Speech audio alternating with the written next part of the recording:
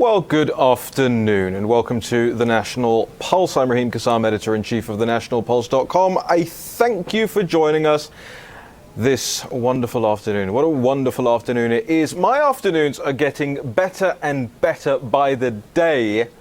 Not just because I get to spend them with you, but because I get to watch Jen Psaki and her United States of America press conferences every single day. I am enjoying them thoroughly. Why? Because in order to usefully, effectively, skillfully assail the Biden regime and its agenda, you have to look for the weak links in the chain and get at them. And that's exactly what Jen Psaki is, and she shows us that every single day. And I would like you to see what we all had to live through this afternoon. Let's roll the clip right at the top of this presser. Let's go.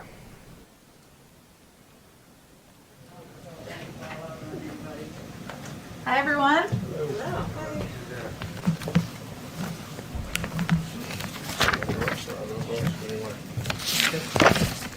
I have to give you a fancy introduction. Good afternoon. President Biden is continuing to follow through on his key promise to take swift and bold action that addresses the climate crisis, building on his day one actions of rejoining the Paris Agreement and strengthening our clean air and water protections and holding polluters accountable. Today, he will take executive action to tackle the climate crisis at home and abroad while creating good-paying union jobs, building sustainable infrastructure, and delivering environmental justice. I'm thrilled today, as a part of our effort to bring policy experts into the briefing room.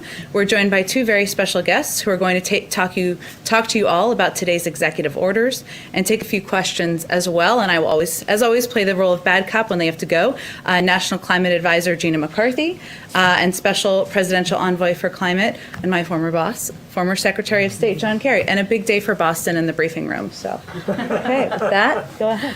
Thank you. It's a big day for Boston every day. Thank you, everybody. Today, President Biden... Yeah. Did you notice the first words out of her mouth that weren't to John Kerry, by the way? Good afternoon. Talks about the climate crisis. Talking. And in amongst that all, did you see John Kerry coughing into his mask and then letting out the germs? Is he wearing two? Is he wearing three? Who knows? But this is, I mean, just music to my ears. It really is. This is amazing. We're going to do this every single day. In fact, I am announcing today that we are putting together a new segment for this show. We'll have a jingle and everything. So yesterday you heard about our new Biden brain. We're putting that one together. We're announcing a new one. The new segment is going to be the United States of America, featuring Jen Psaki every single day. Every single day that she's up there, I should say, we're going to go through everything she says. Now I want you to listen, because the serious points, the signal here, there's a reason Jen Psaki's up there, right, every 5 minutes at the moment. And that reason is executive order on executive order on executive order. But what was Joe Biden saying last year about executive orders? Let's roll that clip. So there's not going to be any delay on the tax increases? No, well, I got to get the votes. That's why, the one thing that I have this strange notion. We are a democracy. Some of my Republican friends and some of my Democratic friends even occasionally say, well, if you can't get the votes by executive order, you're going to do something. Things you can't do by executive order unless you're a dictator. We're a democracy. We need consensus. Got to take a quick break. I'm not taking a quick break. That's Joe Biden admitting that if you come in and you just switch executive orders because you can't get anything else through, you're a dictator. So that's Joe Biden right there admitting he's a dictator. And let's hear is he a competent dictator? Is he an eloquent dictator? I want to play you another clip. We're very clip heavy this afternoon. Let's play you another clip of just what quality of dictator we're dealing with here. Let's roll it. We expect these additional 200 million doses to be delivered this summer. And some of it will begin to come in early summer, but by the midsummer that this vaccine will be there. And the order, and that increases the total vaccine order in the United States by 50%, from 400 million ordered to 600 million. This is enough vaccine to fully vaccinate 300 Americans by end of the summer, the beginning of the fall. But we want to make, look, I want to repeat, it'll be enough to fully vaccinate 300 Americans.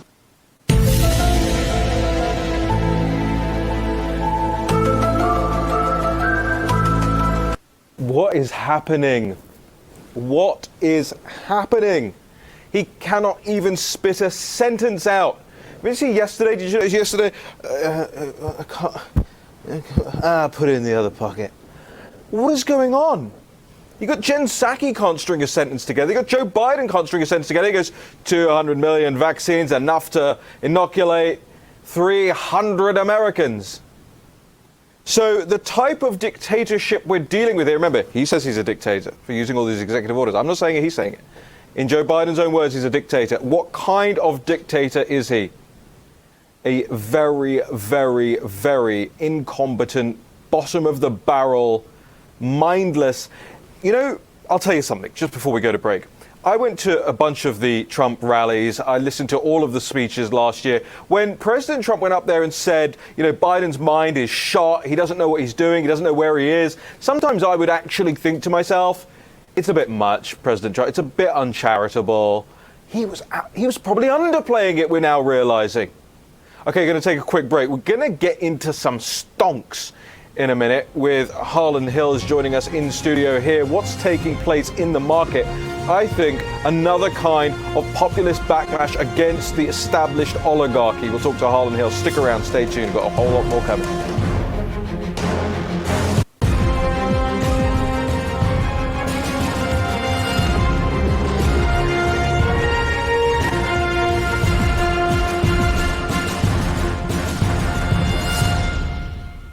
I genuinely thought it might be April the 1st this morning when I loaded up my phone and looked through the news, as I often do, and I was scrolling around, and this Washington Post headline pops up on my screen and says, ta-da, ta-da.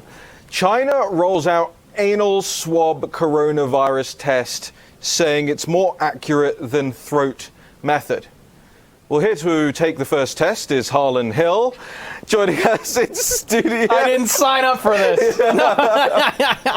We said you were coming on to talk about stonks. We lied. We actually have the first anal swab test for you to take live on air. I will administer live on air. All right, I apologize for the low-brow humor. It's one of those things that you just cannot help. This is, by the way, this is very serious. This is what they're going to introduce next here. Why do you think we are resisting all of the latest coronavirus nonsense coming out of this administration at the moment? But Harlan, we'll pivot away from that, shall we? Let's talk about what's going on in the markets at the moment. It is stunning, phenomenal, populist backlash, run on Reddit, social media site where people are just piling on. For the people who haven't paid very close attention to this, really it started mostly in earnest yesterday, right? But the people who haven't been paying, just give us a quick précis of what is actually taking place. So it's fairly common practice that there are hedge funds that go around and they will identify companies that are vulnerable. There are a lot of companies that are vulnerable right now because of COVID, particularly retail, mall-based retailers like GameStop, which is the primary subject of the news right now. And what they will do is they will make a bet, basically. They'll short the stock. They're making a bet that it's going to go down. I'm simplifying, but that's what it was. Sure. And a lot of ticked off guys on the internet, people that are part of our generation, that are part of the economic crisis generation, people that have been have looked around for their entire lives. Basically, they've seen their parents lose their homes. They've worried about being able to pay college tuition. Can't get a job. Big banks, can't get a job. While big banks got bailed out in 2008, and they've got nothing. And big corporates got bailed out last year. Got bailed off. Yes, absolutely. They got nothing. And they looked at this small retailer, this underdog, and they're like, we're going to take advantage of this opportunity to squeeze these hedge funds and fight back. We're going to play their game against them. And that's what they've done. So they all 2.5 million members of this Reddit group called Wall Street Bets. They call themselves degenerates, and many of them and many more flooded into this stock to drive up the price, and they're not selling. And the reason they did that is because at regular intervals, the people that are shorting the stocks, the hedge funds that are shorting the stocks, will have to go and actually buy the stock back at whatever the price is at that point. So if you drive the price up, they're going to have to pay way more than they expected to. And right now, they're proving that out to be by orders of magnitude more than they expected. The stock's gone from single digits to $300 a share. I mean, it's astronomical. Astronomical. I'm trying to get my head around it because, of course, this happens so much. It's so commonplace. Yes. Is this the first time we've really seen kind of a grassroots rebellion against this? Yeah. And I heard the number $3 billion this morning is the amount that this hedge fund has had to eat in loss as a result. Yeah. Is that wiping it out? At least. Yeah. Well, they had to go and they had to raise $2.5 billion in outside capital just to stay afloat. And they say that they've closed out all of their short positions, but many people on Wall Street Bets think that was a leak that was put out into the media to try to drive the price back down. So they don't believe it, actually. They've actually fully liquidated their position. So people are still plowing money in, still holding their stocks. Absolutely, still holding their stocks. And the shorts have increased, so there are even more people shorting the stock at this point, because that information is publicly available. What these hedge funds do is they will tell the media that they're shorting a stock in order to basically drive down the price. They manipulate the market. They're manipulating the market. So then why have they got a problem with the Reddit guys manipulating the market? I mean, this is like... No, I'm asking the question. Why have they got a problem with other people doing the same thing? Because they don't like that their rigged game is being turned around. Now, it's really interesting that this is all going on around GameStop itself as a company, right? Yeah. Because this is a company that sells video games. Sure. I worked at Game in the UK for most of my teenage life and paid my way through college, from the small salary that I made at Game. Now, granted, it wasn't... in the UK back then we were paying £1,200 a year in tuition fees. It's not what you guys pay over here for your college. But it's interesting to me that these gamers, because a lot of these people on the Reddit are gamers, right? Sure, they like GameStop as a company, are kind of playing this game against the big hedge funds. And you realize in all of that, you realize across that whole thing that the stock market in this sense is a game to these hedge funds. They play it as a game. They make a ton of money off it as a game, but they don't like other people playing their game. And they have a total disregard for, as you mentioned, the young people that work these jobs in the summer, or the people that work in the corporate offices when they are going about bankrupting the companies. Right? These had their games, these big hedge funds games, driving these companies into the ground, have real world implications, and they don't care. Right. It's cold-hearted perversion of capitalism. And at this point, I'm happy for these gamers that they don't care what they're doing to these hedge funds. Put them out of business. Right. Put them out of business. Right. This is kind of, what Occupy Wall Street should have been doing. Instead of putting up tents and handing out copies of the Communist Manifesto in Zagati Park, this is action. Right, and now you have an action-oriented. This, to me, and you were on the 2020 Trump, campaign and the advisory board. This, to me, is sort of the same thing. In and of people, this is the reason they voted for Trump. It's the same reason they're doing what they're doing now with these hedge funds. It's a rejection. So they've quashed, or trying to quash, conservatives right now on social media, accusing them of domestic terrorism, all of this stuff. And actually, they're going to start having to play whack-a-mole all across different sectors now, because they're just going to rise up in a different area, and you're seeing them. Now, I'm not saying they're all Trump supporters who are doing this, but what I'm saying is there's the same feeling of the disconnect between the big corporate oligarchy world and the ordinary person who maybe they didn't get nothing, maybe they got $600 in the last thing, but they put that $600 into this, and enough people did it so the hedge fund now owes in excess of $3 billion. We're going to go to a quick break. I know you want to. We also want to hear what Jen Psaki had to say about all of this, because as you can imagine, ladies and gentlemen, it was straight from the mind of Albert Einstein, Jen Psaki's response to what's taking place in the markets at the moment. Ladies and gentlemen, if you want to support our work, our reporting, our investigative news, and this show, head on over to thenationalpulse.com/support. We do not take any big corporate money either. We have been screwed over by the same sorts of people. Help us out. We'll be right back after this break. More Harlan Hill.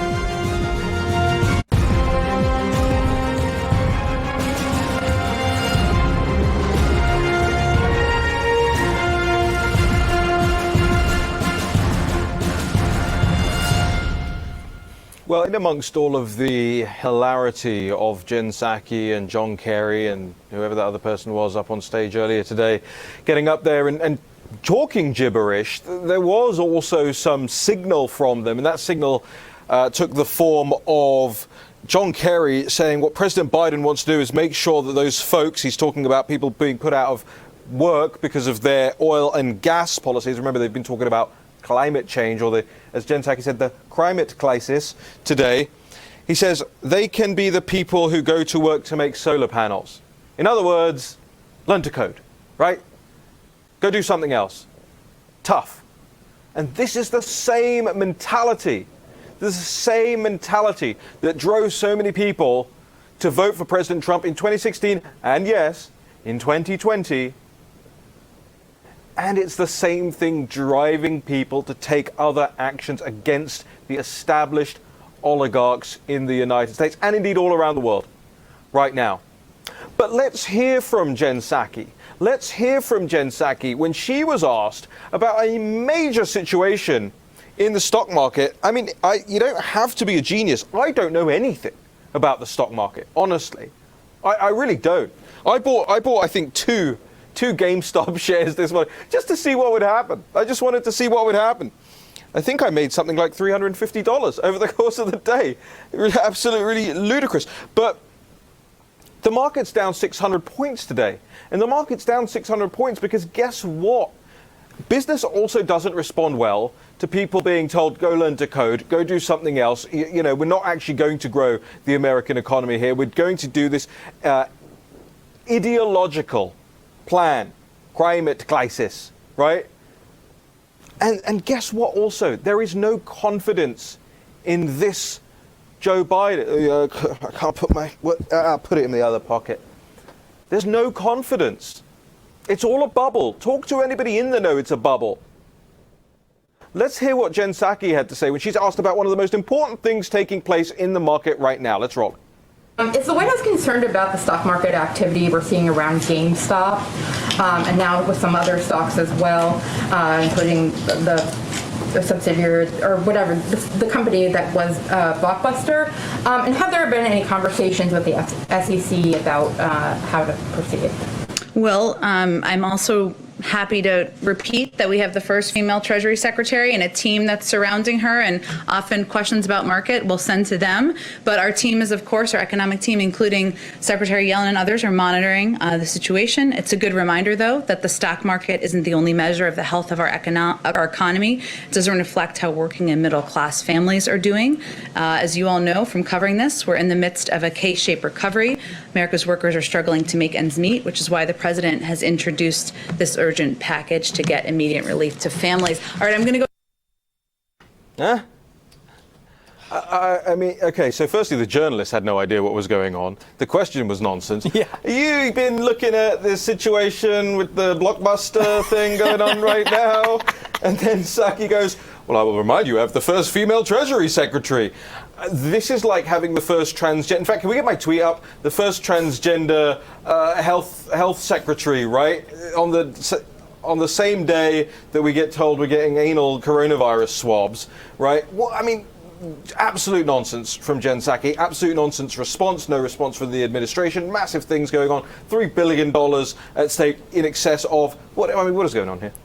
The state of our media and our government were just perfectly illustrated there. These are vapid, small people. No, Harlan. These are the experts. These are the grown-ups. Remember, Trump's team were the idiots, the morons. Yeah. The Warp Speed team that brought us the 100 million vaccination, they were the idiots. They were the morons. Biden's going to get 200 million vaccine doses to administer to 300 people. He repeated it twice. He said it twice. He said it twice. Yeah. Anyway, he said, and I want to repeat. Yes, all right. But actually, do you know what? This administration's so bonkers that maybe they are sticking 200 million doses into 300 people, right? It could be, yeah. I mean, Raheem, I mean, as somebody that was born and grew up here and has been politically engaged since I could walk and talk. I mean, really, I have been. Right. I cannot believe the state of it. And it is not political. It's not left versus right. You were a These Democrat. are not. I was a Democrat. You were a Democrat. These are your people. Well, they're not. I totally disavow these guys. Well, I mean, but okay. So let's. Is that the reason why you left the Democrat Party? Well, yeah. I mean, actually, her answer to that question is exactly why I left the party. Right? They're asking a serious question about the state of our financial system and what is alleged to be, even though I don't agree with it, illegal manipulation of the markets. And her response is, we have a female Treasury Secretary. That's pathetic. Right. Like, that is your priority. Right. That is their priority. It is. Yeah. And I mean, Raheem, there's nothing to be said for it. These are just not serious people. There are serious consequences to their actions, but they're not serious people. They're focused on things that are totally immaterial. I mean, we have, you brought it to the other day, you know, we have China testing us over Taiwan. Iran is testing us. And, you know, we're talking about transgender people in the military and a female Treasury Secretary. This is a joke. And a climate crisis. And a climate crisis. That's it. That's where we are. Okay, just finally, I know we're going to get you for another minute or so. Actually, yeah, let's put my tweet up. Can we put my tweet up on screen? I thought this was just a particular moment of genius from me this morning. Here we are. This is the juxtaposition between what the Democrats are talking about, which is, aren't we so wonderful? We're putting transgender people in the cabinet, and China's meanwhile trying to. I mean, China's shafting us. Let's put it that way. That's a mass murderer, by the way. China's shafting us. So let me get. You've got 60 seconds here. Yeah. Muriel Bowser tweets. I don't know if you saw this. Muriel Bowser, DC mayor, tweets about an hour and a half ago that all DC businesses should now take down the boardings that have been protecting their businesses. She said, #DC is open. We've lived through this now in Washington DC for the last year as BLM rioted and broke. She's now saying it's cool. It's cool, man. Take it all down. The threat has passed. COVID is receding. The coup happened. The coup, yeah. I mean, listen, we all forecast that. Yeah, I remember you saying that this was going to happen right after the inauguration. You said it back around Election Day. Yeah. As soon as this happened and Biden is inaugurated, everything was going to start to go back to normal over the course of a couple of months. And it's played out exactly like that. Harlan, where can people follow you? At Harlan on Twitter, Harlan. Yeah, but people don't like Twitter. Where else do you want? You know, I mean, Instagram. Yeah, okay. What's your Instagram? Harlan.hill. Harlan.hill on Instagram. There aren't that many Harlans, so you just put me in there. You'll true. find We don't really like know. Instagram either because it's owned by Facebook. We're going to get you on Gab and other things. Harlan Hill, thank you so much for joining us here on the National Pulse. When we come back, Natalie Winters will be joining us talking about a few of the breaking stories over at the National Pulse. And then Pastor Darrell Scott will be back in just a moment.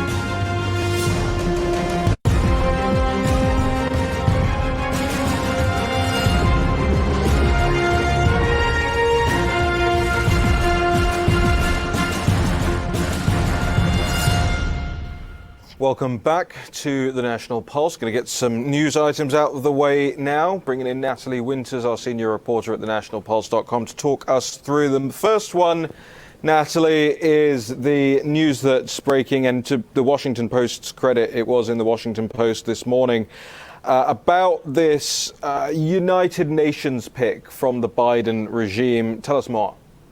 Sure. So Linda Thomas Greenfield, who is Joe Biden's pick for ambassador to the United Nations, she actually spoke at a Confucius Institute in 2019, what many are calling a soft on China approach with regards to the country's investment in and around Africa, specifically through the Belt and Road Initiative. So these are very high payout loans that they're giving to African countries and leaders that most of the time these countries can't pay back. And then in return, China typically gains access, if not control, to a lot of key infrastructure projects and points within these countries. So she spoke positively, lauded that initiative, and even speaking at a Confucius Institute in and of itself is horrible. We've done extensive reporting. These are Chinese Communist Party funded institutes that not only spread Chinese propaganda, they're rife with intellectual property theft. They've been labeled national security threats and foreign propaganda missions by the Trump administration. And if you remember, this comes on the heels of us exposing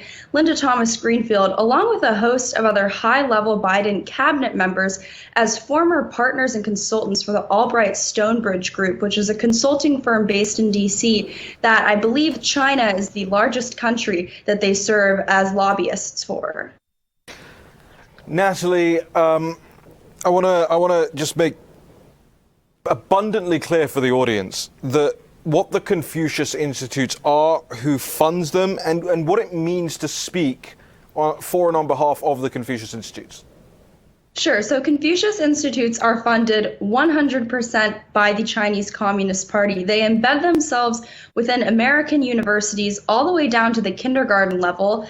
And as I've said, they take textbooks and recommend certain books that should be used in classrooms and in programs that are written by advisory councils designated by the U.S. government as Chinese Communist Party bodies whose sole purpose is to, quote, mobilize advocates on behalf of the Chinese Communist Party. And this is, again, you've seen a host of cases, at least under the Trump administration, they prosecuted them, but of people stealing intellectual property and just using these Confucius Institutes as vessels to really serve as pro-China lobbying groups, essentially.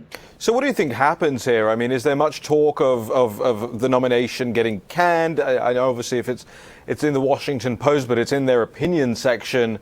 Of course, they're not reporting this as news. We are. It's up at the National Pulse right now. Natalie, do you see this going anywhere?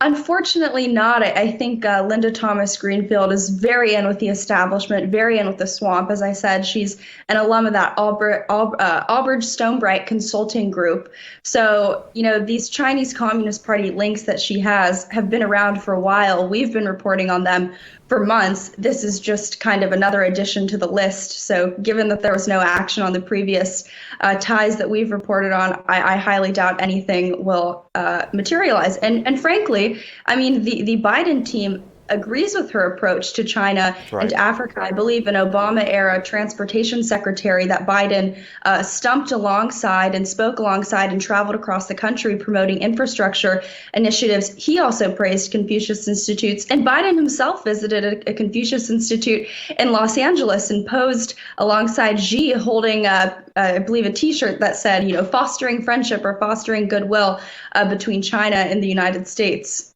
Fostering propaganda.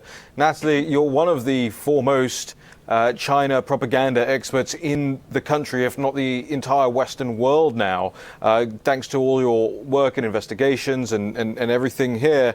And I think people need to pay very close attention to what's going on here, because as you say, if they're willing to put somebody who's worked with and for and alongside and gone to Confucius Institute events and organized conferences and talked about a win-win-win situation, lauded the Belt and Road Initiative, then these, Natalie, are not just people who are being diplomatic. These are people who are actively taking the China line. And another one of those people is Mayor Muriel Bowser. We were talking in the last segment with Harlan Hill about Mayor Bowser's latest charade, pulling down the boardings all across Washington, D.C. Now that the coup's taken place successfully, they had their little empty inauguration.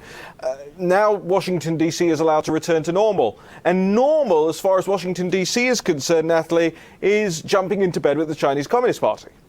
Yeah, Bowser may be opening up the city to business and being able to go out to dinner, but she's also in the past opened up the city to massive Chinese Communist Party linked investment and Confucius Institutes, which we were just talking about. District of Columbia Public Schools, I believe over 400 of them, or at least programs affiliated with them, have actually partnered directly with Confucius Institutes. And the Confucius Institute, their American branch, interestingly, is headed in D.C., I believe near Black Lives Matter Plaza. And she's also opened up a bunch of federal buildings in the D.C. area, the Ronald Reagan Trade Center, Customs Border Patrol, School. The list goes on. Two Chinese Communist Party apparatchiks who've come into the United States. They visit D.C. and they funneled in a ton of money into the Wharf District. Again, that's a program that was sponsored and lauded by Muriel Bowser. She also visited Beijing, and I believe the blog post on it, very friendly terms, she, quote, caught up with Max Baucus, who was a former ambassador to China who leveraged those credentials to become a lobbyist for the Chinese Communist Party. And frankly, I wouldn't be surprised if a similar fate is in store for Muriel Bowser.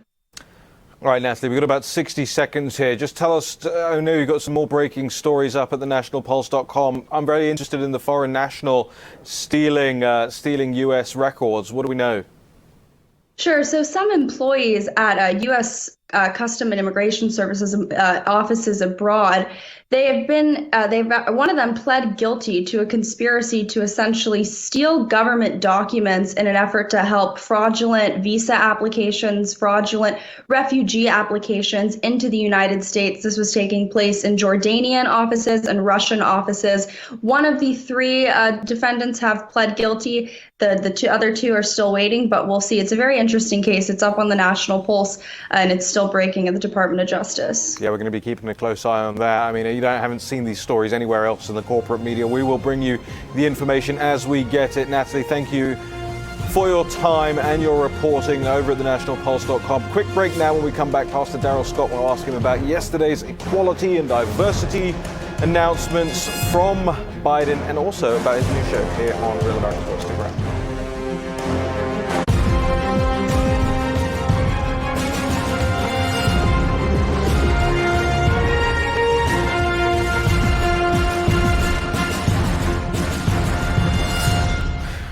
Well, the boards can now come down here in Washington, D.C., per the orders of Mayor Muriel Bowser.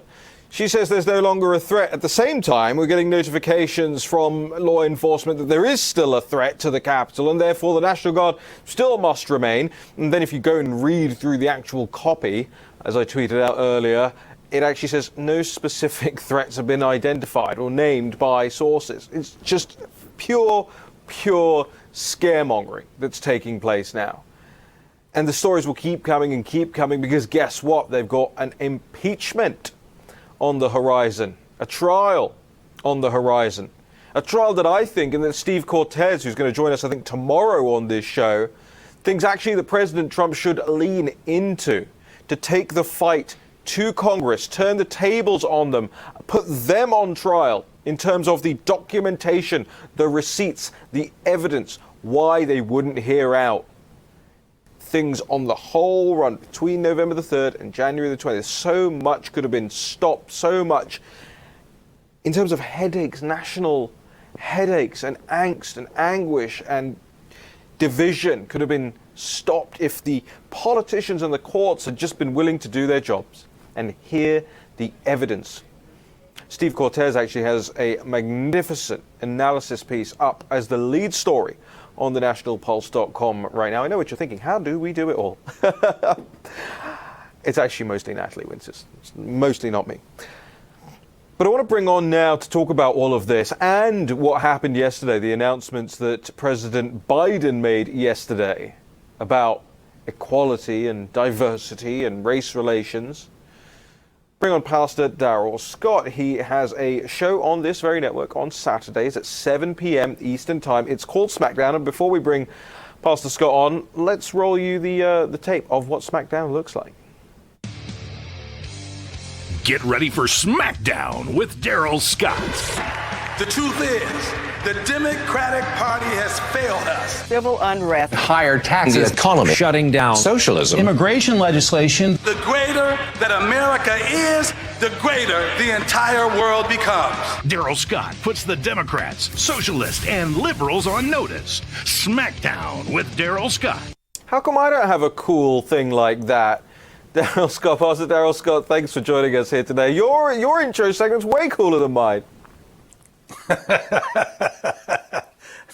Maybe you have to take it up with management. Maybe they think I'm cooler than you. I don't know.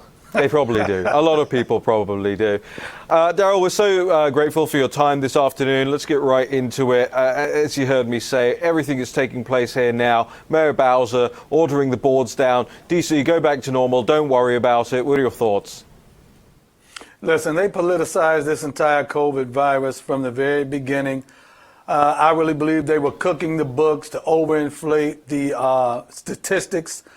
And as we said it from this side for months, that they were making something political that was social. And I tweeted it out this morning. I said the Democrats hated Donald Trump so much that they were willing to destroy this country and sacrifice American lives just to get him out of office. And now here we go. Everything is magically. Listen, the president said one day it would magically go away, and now we're seeing it happen. Because all of a sudden, California can open up, and Chicago can open up, and D.C. can open up, whereas, a month ago they were on strict isolation or whatever, but now they're just... It's sad. It's getting so much worse. We're going to have to live with this for years. There's no coming back from this. And now, suddenly, what is it, January the 27th? All right, maybe I'm 6 days. Maybe my predictions were 6 days too early. But now they're saying, it'll be fine. Triple up on your masks. Take the Chinese anal swabs. It'll be fine. We'll get through it together. I mean, it's not. This is what they're doing. Forgive me. Hey, I didn't know they had Chinese anal swabs. That's the new one. No, that's the new one. That is what the I'm not taking that one. That is, believe me, you and me are on the same boat on that one. That is what the Washington Post is saying. In fact, just so people who are just tuning in to this, they don't think, let's put the Washington Post headline back up on the screen from this morning so that people can see what we're talking about. This was the Washington Post from this morning talking about this new way of testing for the coronavirus. As Pastor Daryl Scott says, I am not going anywhere near it. He is not going anywhere. And look at this. China rolls out anal swab coronavirus test saying it's more accurate than throat method. How about this? I'm not doing either of them anymore. All right? How about that? Hey, I'll tell you what. Why don't I just give them a stool sample? Oh my goodness. Well, but they've been giving us nothing but stool samples in terms of their policy, in terms of what they're talking about every day. Jen Psaki gives us a verbal stool sample every single day from up there at the White House podium. Yeah, that genius right there. She's the queen of deflection. I tried to watch one of her press conferences, and every question they asked her, they told her they needed to ask somebody else. Somebody asked her a question. She said, well, I'll refer you to the Department of Interior. Another person asked her a question. I'll defer you to the Pentagon. Another person asked her a question. Well, maybe you need to talk to Treasury. Well, what the hell are you standing up there for if I got to keep asking somebody else? That's the point.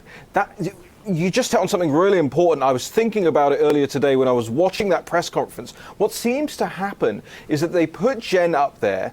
We've heard Orange Man bad. I say you've seen Orange Man bad. Now you're seeing Orange Lady bad at her job. They put Orange Lady bad at her job up there. What she does is she kind of preps the media. They ask softball questions, and after that, they put Biden up there. He reads from the teleprompter. Today I am announcing an executive order, 200 more vaccinations for America, and doesn't take any questions. Doesn't take any questions from the press. So it's kind of this really weak 1-2 punch that they're putting up there every single day. And it's a really important point, Pastor Daryl Scott. And the same thing happened yesterday, remember. She goes up there, they talk about things, she feeds the media a line, the media go parrot the line. Then Biden goes up there and goes, I'm signing these executive orders to stop racism in America. In Joe Biden's own words, however, Pastor Scott, and I'll let you come in on this. I know I'm ranting here. But in his own words, last year, we played it earlier on in the show, you only go to executive orders if you can't get the votes. He said, if you can't get the votes, you're not part of democracy, you're a dictator. I want to get your thoughts on that, Pastor Scott. We've got to take a quick break first. Let's stick around, stay tuned. Pastor Daryl Scott will give us his thoughts on all of that, including yesterday's events at the White House. So sad, so sad. The old man can't even put the pen back in his pocket properly. Stick around. The National Pulse returns in just a moment.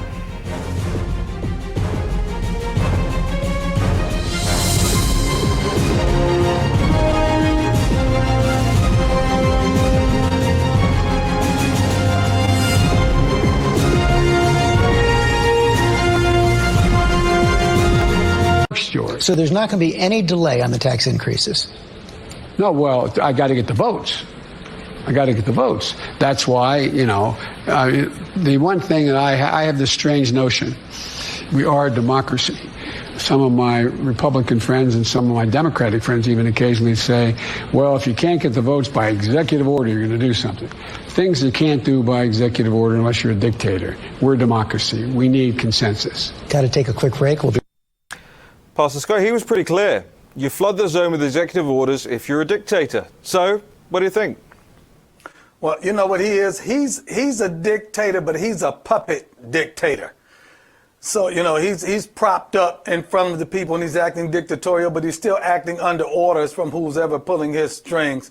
And it just proves the hypocrisy of the Democratic Party overall. I mean, their hypocrisy is on display every day in the way that they are acting in America right now, as opposed to the way they acted 3, 4, 5 months ago. The collective outrage they used to have over every little thing, they don't have anymore. They ignore it. They don't mention it. They don't talk about it at all. They turn a blind eye, act like things are happening in America that are happening, things that they had their panties all in a bunch about before. And so it's sickening, it's disgusting, and it's eye-opening for a lot of people. And a lot of people are having buyer's remorse about Joe Biden, people that voted for him. Well, that was going to be my next question to you. Are you hearing out there that people are waking up to this? They're watching Jen Psaki and her United States of America act up there. They're watching Biden fumbling his words, fumbling around for pens, doesn't know what he's saying, signing mindlessly like a drone, signing these executive orders. And are you hearing that? And do you think yesterday's executive orders are going to bring racial harmony to America, like the magic wand Obama said didn't exist for the economy?